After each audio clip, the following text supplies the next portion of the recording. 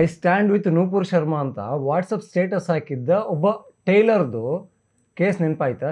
ಒಂದು ಶೋನ ಒಬ್ಬರು ವಕೀಲರು ಎಸೆದ್ರಲ್ಲ, ಅದೇ ವಿಷ್ಣುವಿನ ವಿಚಾರಕ್ಕೆ. ಆ ವಿಚಾರವಾಗಿ ಮೊಹಮ್ಮದ್ ಜುಬೇರ್ ಅಲ್ಟ್ ನ್ಯೂಸ್ನ ಸಂಸ್ಥಾಪಕ ಅವರು ಒಂದು ವಿಡಿಯೋವನ್ನು ಹಾಕ್ಕೊಂಡಿದ್ರು. ಆ ಪೋಸ್ಟಿಗೊಂದು ರೀಪೋಸ್ಟ್ ಆಗಿರ್ಬೇಕಲ್ಲ, ಅಲ್ಲೊಬ್ರು ಬಂದರು, ಹಾಗೆ ಜುಬೇರ್ನ ಮುಖವಾಡವನ್ನು ಕಳಚಿ ಇಟ್ಟರು. ಆ ಫೋಟೋವನ್ನು ನೋಡ್ತಾ ಇದ್ದ ಹಾಗೆ ಗೊತ್ತಾಗ್ಬಿಡುತ್ತೆ ಜುಬೇರ್ ಲಿಂಕ್ ಎಂಥದ್ದು, ಎಷ್ಟು ಅಪಾಯಕಾರಿ ಅಂತ. ಈ ರೈಟ್ ವಿಂಗು ಲೆಫ್ಟ್ ವಿಂಗು ಬಗ್ಗೆ ಮಾತಾಡೋಕ್ಕೆ ಏನಾದರೂ ಅರ್ಹತೆ ಯೋಗ್ಯತೆ ಏನಾದರೂ ಇದೆಯಾ? ನಮ್ಮ ಕರ್ನಾಟಕದ ಕಾಂಗ್ರೆಸ್ ಸರ್ಕಾರಕ್ಕೆ ಜುಬೇರ್ ಮೇಲೆ ವಿಶೇಷವಾದ ಲವ್ ಇದೆ. ಅಷ್ಟೊಂದು ದೊಡ್ಡ ಮಟ್ಟಕ್ಕೆ ಒಂದು ಪ್ರತಿಭಟನೆ ಆಗುತ್ತೆ ಅಥವಾ ಹಿಂಸಾಚಾರಕ್ಕೆ ಹೋಗುತ್ತೆ ಅಂದರೆ ಅದ್ರ ಹಿಂದೊಂದು ಕಾರಣ ಇರಬೇಕಲ್ಲ. ಆ ವಾಸ್ತವದ ಅಂಶವನ್ನು ಮಾತ್ರ ಕ್ರಾಪ್ ಮಾಡಲಾಗುತ್ತೆ, ಅದನ್ನು ಎಲ್ಲ ಕಡೆಯಲ್ಲಿ ಶೇರ್ ಮಾಡಲಾಗುತ್ತೆ. ಈ ಜುಬೇರ್ ಅವರ ಈ ಎರಡು ಮುಖ ಇದೆಯಲ್ಲ, ಅದನ್ನು ತುಂಬ ಚೆನ್ನಾಗಿ ಎಕ್ಸ್ಪೋಸ್ ಮಾಡಲಾಗಿದೆ. ಜೈ ಶ್ರೀರಾಮ್, ನಾನು Ajit Boppanahalli. Welcome to Hosadiganta digital. ಈ ನಿಮಗೆ ಆ ಕನ್ನಯ್ಯಲಾಲ್ ಕೇಸ್ ನೆನಪಿದೆಯಾ? ಅದೇ ರಾಜಸ್ಥಾನದಲ್ಲಿ I stand with Nupur Sharma ಅಂತ ವಾಟ್ಸಪ್ ಸ್ಟೇಟಸ್ ಹಾಕಿದ್ದ ಒಬ್ಬ ಟೈಲರ್ದು ಕೇಸ್ ನೆನಪಾಯ್ತಾ? ಆಗಿರಬೇಕಲ್ಲ. ಇಬ್ಬರು ಮತಾಂಧರು, ಮುಸ್ಲಿಮರು, ಜಿಹಾದಿಗಳು ಅವರ ಕತ್ತನ್ನು, ಈ ಕುರಿ ಕತ್ತನ್ನು ಕೊಯ್ದು ಹಾಕಿದ್ರು. ಅದು ಕೂಡ ವಿಡಿಯೋವನ್ನು ಮಾಡಿಕೊಂಡು, ಹಾಗೆ ಎಲ್ಲರಿಗೂ ಕೂಡ ಧಮಕಿಯನ್ನು ಹಾಕಿದ್ರು, ಇನ್ಕ್ಲೂಡಿಂಗ್ ನರೇಂದ್ರ ಮೋದಿಯವರಿಗೂ ಕೂಡ. ಈ ವಿಚಾರ ಈಗ ಯಾಕೆ ಬಂತು ಅಂತ ಕೇಳಿದ್ರೆ, ಮೊನ್ನೆ ಈ ನ್ಯಾಯಮೂರ್ತಿಗಳ ಮೇಲೆ ಒಂದು ಶೂ ಎಸೆದ ಪ್ರಕರಣ ಆಯ್ತಲ್ಲ. ಒಂದು ಶೋನ ಒಬ್ಬರು ವಕೀಲರು ಎಸೆದ್ರಲ್ಲ, ಅದೇ ವಿಷ್ಣುವಿನ ವಿಚಾರಕ್ಕೆ ಹೋಗಿ ಎಲ್ಲನೇ ಪ್ರಾರ್ಥನೆ ಮಾಡ್ಕೊಳ್ಳಿ ಅಂತ ನಮ್ಮ ಹಿಂದೂಗಳ ಒಂದು ಧಾರ್ಮಿಕ ಭಾವನೆಯನ್ನು ಕೆಣಕಿದ್ರು ಅನ್ನೋ ಕಾರಣಕ್ಕೆ ವಕೀಲರು ಒಂದೇ ಒಂದು ಶೂವನ್ನು ಎಸೆದ್ರಲ್ಲ. ಆ ವಿಚಾರವಾಗಿ ಈ ಜುಬೇರ್ ಅನ್ನೋರು ಇದ್ದಾರಲ್ಲ, ಮೊಹಮ್ಮದ್ ಜುಬೇರ್ ಅಲ್ಟ್ ನ್ಯೂಸ್ನ ಸಂಸ್ಥಾಪಕ, ಅವರು ಒಂದು ವಿಡಿಯೋವನ್ನು ಹಾಕ್ಕೊಂಡಿದ್ರು. ರೈಟ್ ವಿಂಗ್ ಪತ್ರಕರ್ತರೆಲ್ಲರೂ ಕೂಡ ಈ ನ್ಯಾಯಾಧೀಶರ ಮೇಲಿನ ಶೂ ಎಸೆತದ ಪ್ರಕರಣವನ್ನು ಸಮರ್ಥನೆ ಮಾಡಿಕೊಳ್ತಿದ್ದಾರೆ ಅನ್ನೋ ಅರ್ಥದಲ್ಲಿ ಆ ಯಪ್ಪ ಒಂದು ವಿಡಿಯೋವನ್ನು ಪೋಸ್ಟ್ ಮಾಡಿಕೊಂಡಿದ್ರು. ಹಾಗಾಗಿ ಆ ಪೋಸ್ಟಿಗೊಂದು ರೀಪೋಸ್ಟ್ ಆಗಿರಬೇಕಲ್ಲ, ಅಲ್ಲೊಬ್ರು ಬಂದರು, ಹಾಗೆ ಜುಬೇರ್ನ ಮುಖವಾಡವನ್ನು ಕಳಚಿ ಇಟ್ಟರು. ಏನಪ್ಪ ಅಂತ ಕೇಳಿದ್ರೆ, ಈ ಜುಬೇರ್ದು ಲಿಂಕ್ ಹೇಗಿದೆ ಅನ್ನೋದೊಂದು ಪ್ರಶ್ನೆ ಬರುತ್ತಲ್ಲ. ಅಲ್ಟ್ ನ್ಯೂಸು ಅವರು ಹೇಳಿಕೊಳ್ಳೋ ಪ್ರಕಾರದಲ್ಲಿ ಅದು ಲಾಭರಹಿತವಾದ ಫ್ಯಾಕ್ಟ್ ಚೆಕ್ ಮಾಡುವಂತಹ ಒಂದು ಸ್ವತಂತ್ರವಾದ ಸಂಸ್ಥೆ ಅಂತ. ಆದರೆ ಅದು ರನ್ ಆಗಬೇಕಂದ್ರೆ ದುಡ್ಡು ಬೇಕಾಗುತ್ತೆ.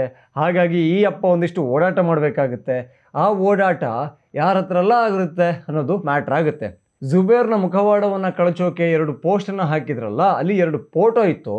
ಆ ಫೋಟೋವನ್ನು ನೋಡ್ತಾ ಇದ್ದ ಹಾಗೆ ಗೊತ್ತಾಗ್ಬಿಡುತ್ತೆ ಜುಬೇರ್ ಲಿಂಕ್ ಎಂಥದ್ದು, ಎಷ್ಟು ಅಪಾಯಕಾರಿ ಅಂತ. ಯಾಕೆಂದರೆ ಆವಾಗಲೇ ಶುರುವಲ್ಲಿ ಹೇಳಿದ್ನಲ್ಲ, ಕನ್ನಯ್ಯಲಾಲ್ ಹತ್ಯೆ ಪ್ರಕರಣದಲ್ಲಿ ಅಲ್ಲಿದ್ದ ಜಿಹಾದಿಗಳಿಗೆ ವಾದ ಮಾಡಿದ್ದು, ಅವರ ಪರವಾಗಿ ನ್ಯಾಯಾಲಯದಲ್ಲಿ ಗುದ್ದಾಡಿದ್ದು ಯಾರಿದ್ರಲ್ಲ, ಅವರ ಜೊತೆಗೆ ಜುಬೇರ್ ನಿಂತಿದ್ದ, ಜುಬೇರ್ ಫೋಟೋ ತೆಗೆಸ್ಕೊಂಡಿದ್ದ. ಹಾಗೆ ಆ ಆತ್ಮೀಯತೆ ಆ ಫೋಟೋದಲ್ಲಿ ಕಾಣಿಸ್ತಾ ಇತ್ತು. ಅವರು ಮುಸ್ಲಿಮರೇ, ಅದರಲ್ಲೇನು ವಿಶೇಷತೆ ಇಲ್ಲ.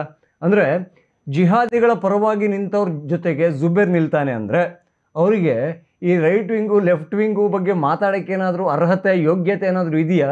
ಖಂಡಿತ ಇಲ್ಲ.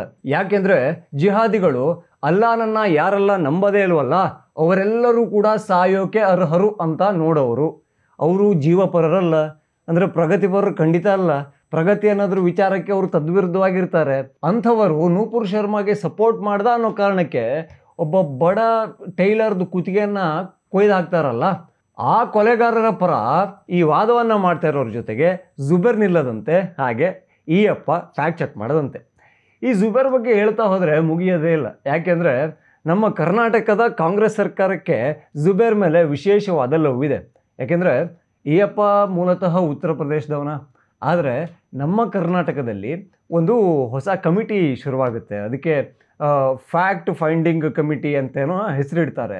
ಅದಕ್ಕೊಬ್ಬರು ಮಾರ್ಗದರ್ಶಿಗಳು ಬೇಕಲ್ಲ, ಒಬ್ಬರು ಲೀಡರ್ ಅಂತ ಬೇಕಲ್ಲ, ಒಬ್ಬನು ಆ ಸಂಸ್ಥೆನ ಲೀಡ್ ಮಾಡಬೇಕಲ್ಲ.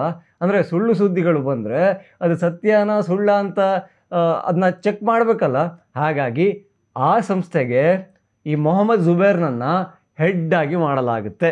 ಇದು ಕಾಂಗ್ರೆಸ್ನ ನಿರ್ಧಾರವಾಗಿತ್ತು. ಆದರೆ ಅದೇ ಟೈಮಲ್ಲಿ ಜುಬೇರ್ನನ್ನು ಅರೆಸ್ಟ್ ಮಾಡಿ ಅನ್ನೋ ಕ್ಯಾಂಪೇನ್ ಕೂಡ ದೇಶಾದ್ಯಂತ ಶುರುವಾಯಿತು. ಯಾಕೆಂದರೆ ಅಯ್ಯಪ್ಪನ ಕೆಲಸ ಏನು ಗೊತ್ತಾ? ಈ ಹಿಂದೂಗಳ ಧಾರ್ಮಿಕ ಭಾವನೆಗೆ ಧಕ್ಕೆ ತರೋದು, ಹಾಗೆ ಯಾರೆಲ್ಲ ಹಿಂದೂಗಳ ವಿರುದ್ಧ ಇದ್ದಾರಲ್ಲ ಅವರ ಜೊತೆಯಾಗಿ ನಿಲ್ಲೋದು. ಈ ಥರದ್ದೇ ಮಾಡ್ಕೋತಾ ಇದ್ದರೆ 2018ರ ಒಂದು ಪೋಸ್ಟನ್ನು ಮೇಲ್ಗಡೆ ತಂದು ಅದನ್ನು ಇಟ್ಕೊಂಡು ಚಾಣಕ್ಯನ ಜುಟ್ಟನ್ನು ಕಟ್ ಮಾಡಿರುವಂತಹ ಫೋಟೋವನ್ನು ಇಟ್ಕೊಂಡು ಆ ಯಪ್ಪನನ್ನು ಅರೆಸ್ಟ್ ಮಾಡಬೇಕು, ಇದು ಹಿಂದೂಗಳ ಧಾರ್ಮಿಕ ಹಾಗೂ ಒಂದು ನಂಬಿಕೆಗೆ ಧಕ್ಕೆಯನ್ನು ತಂದಿದೆ ಅಂತ ಕ್ಯಾಂಪೇನ್ ಶುರುವಾಗಿತ್ತು. ಅಂಥವನನ್ನು ಕರ್ನಾಟಕದ ಕಾಂಗ್ರೆಸ್ ಸರ್ಕಾರ ಕರ್ಕೊಂಬರುತ್ತೆ, ಇಲ್ಲಿ ಫ್ಯಾಕ್ಟ್ ಫೈಂಡಿಂಗ್ ಕಮಿಟಿಯ ಹೆಡ್ ಆಗಿ ಮಾಡುತ್ತೆ. ಅರ್ರೇ, ಅದೇನು ಪ್ರೀತಿ ಅಲ್ಪಸಂಖ್ಯಾತರು ಅಂದರೆ ನಮ್ಮ ಕಾಂಗ್ರೆಸ್ಸಿಗೆ ಅಂದರೆ ಅದು never ending love story. Nupur Sharma ವಿರುದ್ಧ ದೇಶಾದ್ಯಂತ ಪ್ರತಿಭಟನೆ ಶುರುವಾಯ್ತಲ್ಲ, ಅಂದರೆ ಹಿಂದೂಗಳು ಹೋಗಿರಲಿಲ್ಲ, ಈ ಖಾಲಿ ಪುಕ್ಕಟೆ ಇರೋ ಮುಸ್ಲಿಮರೆಲ್ಲರೂ ಕೂಡ ಅಲ್ಲಿ ಪ್ರತಿಭಟನೆಯಲ್ಲಿ ಭಾಗಿಯಾಗಿದ್ದರು. ಹಾಗೆ ಆಕೆಯ ಕತ್ತನ್ನು ಕೊಯ್ಯಬೇಕು ಅಂತ ಓಪನ್ ಆಗಿ ಧಮಕಿಯನ್ನು ಹಾಕ್ತಾಯಿದ್ರು, ಅಂದರೆ ಸರ್ ತನ್ಸೆ ಜುದಾ ಅಂತ. ಅಷ್ಟೊಂದು ದೊಡ್ಡ ಮಟ್ಟಕ್ಕೆ ಒಂದು ಪ್ರತಿಭಟನೆ ಆಗುತ್ತೆ ಅಥವಾ ಹಿಂಸಾಚಾರಕ್ಕೆ ಹೋಗುತ್ತೆ ಅಂದರೆ ಅದ್ರ ಹಿಂದೊಂದು ಕಾರಣ ಇರಬೇಕಲ್ಲ, ಒಂದು ಸ್ಪಾರ್ಕ್ ಇರಬೇಕಲ್ಲ. ಖಂಡಿತ ಇತ್ತು.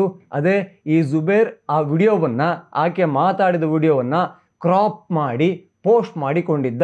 ಈ ವಿಚಾರವಾಗಿಯೂ ಅವರ ಮೇಲೆ ಕೇಸ್ ಆಗಿತ್ತು. ಆದರೆ ಕಾನೂನಲ್ಲಿ ಕೆಲವು ಸಮುದಾಯಕ್ಕೆ ವಿಶೇಷವಾದ ಸವಲತ್ತು ಇದೆಯಾ ಅನ್ನೋ ಪ್ರಶ್ನೆ ಬರುವಂತೆ ಆಗೋಯಿತು. ಆ ಕ್ರಾಪ್ ವಿಡಿಯೋವನ್ನು ಹಾಕ್ಕೊಂಡಿದ್ದ. ಯಾಕೆಂದರೆ ಆ ಡಿಬೇಟನ್ನು ಪೂರ್ತಿಯಾಗಿ ನೋಡಿದವರಿಗೆ ಗೊತ್ತಾಗುತ್ತೆ, ಎದುರುಗಡೆ ಇನ್ನೊಬ್ಬ ಇದ್ದ ಮುಸ್ಲಿಂ ವ್ಯಕ್ತಿ ನಮ್ಮ ಶಿವಲಿಂಗದ ಬಗ್ಗೆ ತುಂಬ ಕೆಟ್ಟದಾಗಿ ಅವಹೇಳನವನ್ನು ಮಾಡಿದ್ದ.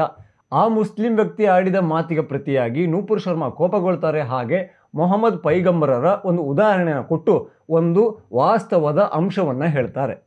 ಆ ವಾಸ್ತವದ ಅಂಶವನ್ನು ಮಾತ್ರ ಕ್ರಾಪ್ ಮಾಡಲಾಗುತ್ತೆ, ಅದನ್ನು ಎಲ್ಲ ಕಡೆಯಲ್ಲಿ ಶೇರ್ ಮಾಡಲಾಗುತ್ತೆ. ಅಂದರೆ ನೂಪುರ್ ಶರ್ಮಾ ಅಗೇನೆಸ್ಟ್ ಮುಸ್ಲಿಂ ಅಂತ ಹಬ್ಬಿಸಲಾಗುತ್ತೆ. ಹಾಗೆ ಮುಸ್ಲಿಮರ ಧಾರ್ಮಿಕ ನಂಬಿಕೆಗೆ, ಭಾವನೆಗೆ ಧಕ್ಕೆಯಾಗಿದೆಯಂತೆ. ಹಾಗಾಗಿ ನೂಪುರ್ ಶರ್ಮಾನ ಅವರ ಕೈಗೆ ಕೊಡಬೇಕಂತೆ ಅವರು ಸರ್ ತನ್ಸೆ ಜುದಾ ಮಾಡ್ತಾರಂತೆ. ಈ ಥರದ್ದೊಂದು ಕ್ಯಾಂಪೇನನ್ನು ಭಾರತ ಕಂಡಿತು. ಹಾಗೆ ನೂಪುರ್ ಶರ್ಮಾ ವಿರುದ್ಧ BJP ಕೂಡ, ಅವರು BJPಯ ವಕ್ತಾರೆ ಆಗಿರೋದ್ರಿಂದ ಸಾಕಷ್ಟು ಕಠಿಣ ಕ್ರಮಗಳನ್ನು ತಗೊಂತು. ಪಕ್ಷದಿಂದ ಉಚ್ಚಾಟನೆ ಕೂಡ ಆಯಿತು, ಹುದ್ದೆ ಕೂಡ ಹೋಯಿತು. ಆದರೆ ಅವರ ಪರವಾಗಿ ಒಂದು ಸ್ಟೇಟಸ್ ಹಾಕಿದ್ದನ್ನು ಕೊಲೆ ಮಾಡಿದ್ರಲ್ಲ, ಅವರ ಪರವಾಗಿ ಯಾವೆಲ್ಲ ವಕೀಲರಿದ್ರಲ್ಲ, ಇಬ್ಬರು ಸಾವಿರ, ಅವರ ಜೊತೆಗೆ ಜುಬೇರ್ ಇದ್ದಾನೆ, ಅವನೊಂದು ಶಾಂತಿದೂತ ಅಂದ್ಕೊಂಡು ನಮ್ಮ ಕಾಂಗ್ರೆಸ್ ಅವನನ್ನು ಲವ್ ಮಾಡ್ತಾ ಇದೆ. ಇದಕ್ಕೆ ಏನು ಹೇಳೋಣ? ಇದು ಕರ್ಮ ಅಲ್ಲದೆ ಇನ್ನೇನು, ದೊಡ್ಡ ದುರಂತವೇ ಸರಿ. ಸ್ವತಂತ್ರವಾದ ಸಂಸ್ಥೆ ಅಂತೆ, ಆಲ್ಟ್ ನ್ಯೂಸ್ ಅಂತ ಹೆಸರಂತೆ, ಫಂಡಿಂಗ್ ಮಾತ್ರ ದಂಡಿಯಾಗಿ ಅಮೇರಿಕಾದ ಒಂದು ಮೂಲೆಯಿಂದ ಬರುತ್ತಂತೆ. ಇದು ಕೂಡ ಫ್ಯಾಕ್ಟ್ ಚೆಕ್ ಮಾಡಿಯೇ ಹೇಳ್ತಾ ಇರೋದು. ಹಾಗಾಗಿ ಅದರ ತನಿಖೆ ಆಗಬೇಕಲ್ವಾ? ಫ್ಯಾಕ್ಟ್ ಚೆಕ್ ಅಂತ ಆಲ್ಟ್ ನ್ಯೂಸ್ ಅಂತ ಮಾಡ್ಕೊಂಡ್ಮೇಲೆ ಈ ಫಂಡಿಂಗ್ ಬೇಡ, ನಾವು ಲಾಭದ ಉದ್ದೇಶವೇ ಇಲ್ಲ ಅಂತ ಹೇಳ್ಕೊಂಡು ಆ ಕಂಪನಿಯಲ್ಲಿ ಯಾರೆಲ್ಲ ಕೆಲಸ ಮಾಡ್ತಾರೆ, ಯಾಕೆ ಅವರಿಗೆಲ್ಲ ಸಂಬಳ ಬೇಡ, ಈ ಥರದ್ದೆಲ್ಲ ಪ್ರಶ್ನೆಗಳನ್ನು ಈ ಸರ್ಕಾರ, ಅಂದರೆ ದೊಡ್ಡ ದೊಡ್ಡ ಹುದ್ದೆಯನ್ನು ಕೊಟ್ಟಿದ್ದಾರಲ್ಲ ಅವರೆಲ್ಲ ಯೋಚನೆ ಮಾಡಬೇಕಲ್ವ, ಚೆಕ್ ಮಾಡಬೇಕಲ್ವ. ಆ ಮನುಷ್ಯ, ಅವನ ಹಿನ್ನೆಲೆ ಅಂಥದ್ದು, ಅವನ ವ್ಯಕ್ತಿತ್ವ ಎಂಥದ್ದು, ಅವನ ಒಳಗಿರುವ ಒಬ್ಬ ರಾಕ್ಷಸ ಹಿಂಗಿದ್ದಾನೆ, ಇದೆಲ್ಲವೂ ಕೂಡ ಓಪನ್ ಸೀಕ್ರೆಟ್ ಆಗಿರುವಾಗ ಅಂಥವನಿಗೆ ದೊಡ್ಡ ದೊಡ್ಡ ಹುದ್ದೆಯನ್ನು ಕೊಡೋದ್ರಲ್ಲಿ ಏನಾದರೂ ಅರ್ಥ ಇದೆಯಾ? ಖಂಡಿತ ಇಲ್ಲ. ಅಲ್ಲ, ಕನ್ನಡಿಗರಲ್ಲಿ ಯಾರು ಫ್ಯಾಕ್ಟ್ ಚೆಕ್ ಮಾಡೋರು ಇರಲಿಲ್ವಾ ನಮ್ಮ ಕಾಂಗ್ರೆಸ್ ಅವರಿಗೆ? ಈ ಪ್ರಶ್ನೆ ಬಂದೇ ಬರುತ್ತೆ. ಹಾಗಾಗಿ ಈ ಜುಬೇರ್ ಅವರ ಈ ಎರಡು ಮುಖ ಇದೆಯಲ್ಲ, ಅದನ್ನು ತುಂಬ ಚೆನ್ನಾಗಿ ಎಕ್ಸ್ಪೋಸ್ ಮಾಡಲಾಗಿದೆ. ಈ ಕನ್ನಯ್ಯಲಾಲ್ ಕೊಲೆಗಡಕರನ್ನು ಅವರ ಪರವಾಗಿ ವಾದ ಮಾಡ್ತಾ ಇರೋರ ಜೊತೆಗೆ ಈ ಅಪ್ಪ ನಿಂತಿದ್ದ, ಫೋಟೋ ತೆಗೆಸ್ಕೊಂಡಿದ್ದ, ಅಷ್ಟೊಂದು ಆತ್ಮೀಯತೆ ಅಂದರೆ ಇವನ ಲಿಂಕ್ಗಳು ಹೇಗಿರಬಹುದು ಅನ್ನೋದನ್ನು ಆಲೋಚನೆ ಮಾಡಬೇಕು. ಹಾಗೆ ಅವನು ಎಷ್ಟು ನಂಬಿಕೆಗರ್ಹ ಅನ್ನೋದನ್ನು ಕೂಡ ಯೋಚಿಸಬೇಕು. ಜೈ ಶ್ರೀರಾಮ್.